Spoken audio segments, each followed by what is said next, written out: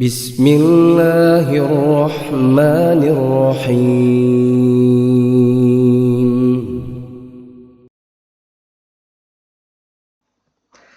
Assalamualaikum warahmatullahi wabarakatuh. Alhamdulillah, wassalatu wassalamu ala rasulillah, wa ala alihi wa sahbihi wa man wala.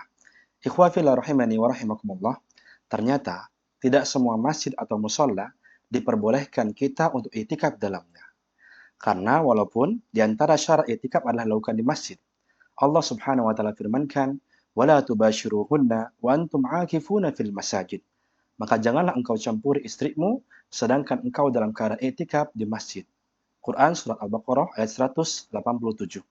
Namun ayuhal mu'minun rahimani wa rahimakumullah, ada kriteria yang menyebabkan masjid atau musola ini boleh kita untuk melakukan i'tikaf di dalamnya. Apa sajakah itu? Adapun kriteria yang pertama adalah masjid atau musola tersebut didirikan dalamnya sholat berjamaah.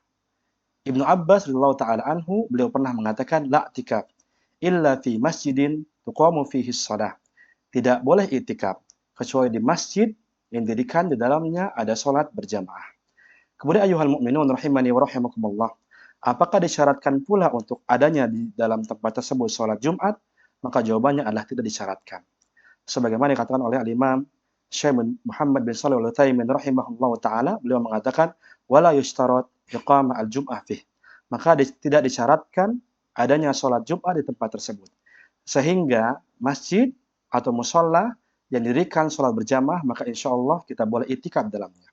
Adapun yang kedua adalah masjid atau musola tersebut didirikan di atas tanah wakaf. Dan cara wakaf adalah, kata Imam Ibnu Qudamah Al-Maqdisi rahimahullah ta'ala, adalah dengan perkataan maupun dengan perbuatan yang menunjukkan bahwasanya dia telah mewakafkan tanahnya untuk ibadah kepada Allah Subhanahu wa taala. Al-Imam Ibnu Qudamah Al-Maqdisi dalam kitabnya Al-Kafi, beliau rahimahullah taala mengatakan yasihul waqfu bil qaul awil fi'al ad-dal alaih. Bahwasanya wakaf itu sah dengan perkataan atau dengan perbuatan yang menunjukkan bahwasanya dia telah mewakafkan tanahnya untuk masjid untuk beribadah kepada Allah Subhanahu wa taala.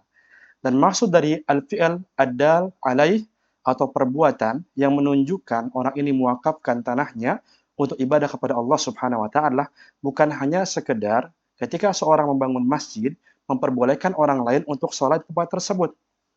Al-Imam Zainuddin Al-Malibari dalam kitabnya Fathul Mu'in, beliau mengatakan idza bana baitan ala hayatil masjid, ketika ada seorang membuat sebuah bangunan binaan ala hayati masjid dalam bentuk masjid, kemudian memperbolehkan orang-orang untuk sholat tempat tersebut, beliau mengatakan fala yakhrut bidzalika min milkih, maka ini tidaklah keluar dari kepemilikannya. Maksudnya adalah belum tersebut sebagai tempat masjid di atas tanah wakaf. Tapi beliau rahimahullah taala mengatakan yaitu ketika udzina fihi li'tikaf fayasiru masjidan. Maka ketika seorang yang sudah memberikan hartanya mendirikan sebagai masjid, kemudian mempersilahkan seorang untuk i'tikaf Ramadan di masjid tersebut, barulah masjid tersebut dikatakan didirikan di atas tanah wakaf.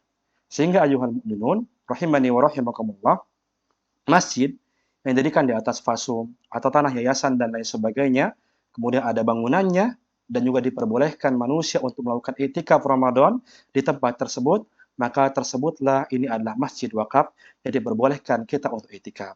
Jadi mari kita i'tikaf di masjid-masjid Allah Subhanahu wa taala, baik didirikan di tempat fasum atau yayasan atau yang lainnya, maka insya Allah i'tikaf tersebut sah. Barakallahu fikum. Semoga penjelasan ini dipahami. Aqulu ma tasma'un. Assalamualaikum warahmatullahi wabarakatuh.